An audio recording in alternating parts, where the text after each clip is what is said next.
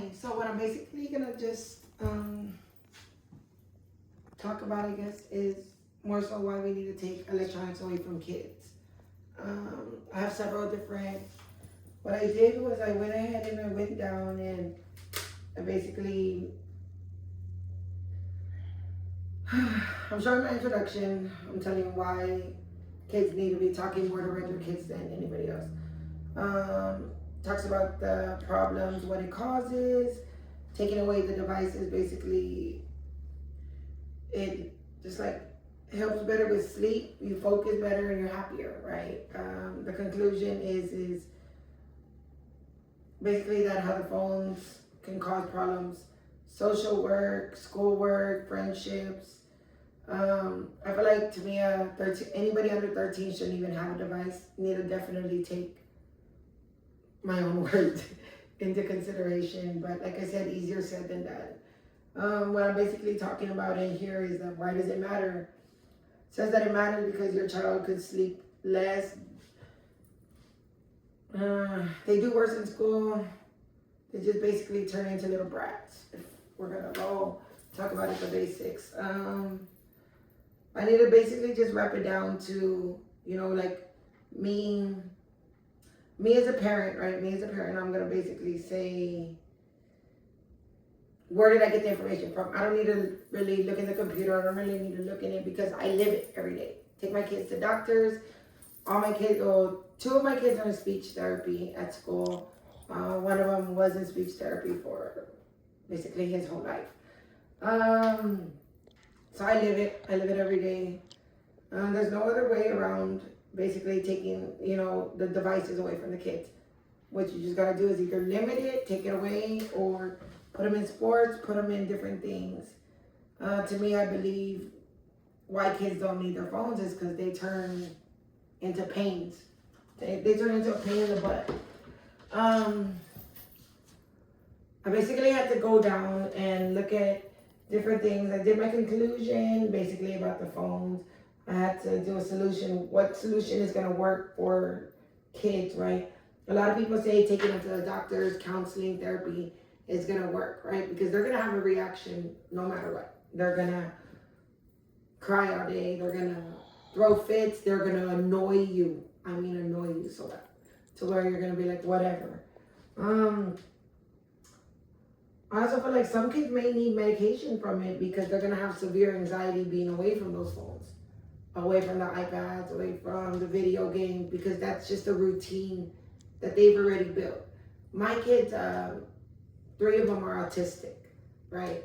But they're all autistic in different kind of ways. My son, he can basically function in real life, just has like, he likes his video games. He likes his phone. His phone is basically his source to look up anything about sports. He's a sports fanatic. The kid recording. Definitely a sports fanatic. So he uses his phone for everything. But when he's in trouble, that's my thing, is to take the phones away. My other one, she lives on her phone, but she could basically go without. She's my 10-year-old. She likes to play outside. She likes to play sports. She uses the phone, yes, because she talks to her friends. She has 2 best friends she talks to. No. Baby, he's 5. He just woke up, rolled out of bed a little while ago, and he automatically rolled over to his iPad phone. So that right there is already a problem. But like I told him, you need to get up, get ready, because you got a haircut. Can I take my iPad? No, bro, no, we're not doing that. Emily, she's fully autistic, and she has a learning disability. iPad is easier said than done for me. We've taken her to doctors, we've taken her to therapists, we've done different things, we've tried different solutions. It does not work.